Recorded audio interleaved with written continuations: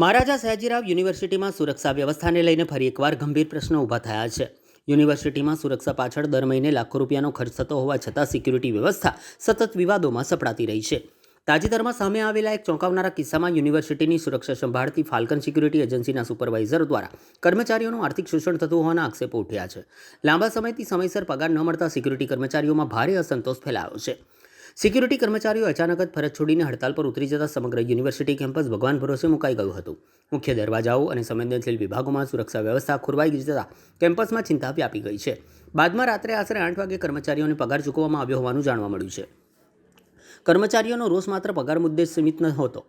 Security સુપરવાઇઝરો દ્વારા થતી હેરાનગતિ અને શોષણના વિરોધમાં કર્મચારીઓએ એક્સપેરિમેન્ટલ સ્કૂલ ખાતે સુપરવાઇઝરનો ઉગ્ર ઘેરાવો કરી પોતાની નારાજગી વ્યક્ત કરી હતી. હાલ માટે મામલો શાંત પડ્યો હોવાનું કહેવાય રહ્યું છે, પરંતુ યુનિવર્સિટી કેમ્પસમાં સિક્યુરિટી એજન્સીઓની આંતરિક ગડબડ હવે ખુલ્લેઆમ સામે આવી છે. હવે વહીવટીતંત્ર આ મામલે શું પગલાં લે છે તેના પર સૌ કોઈની નજર છે.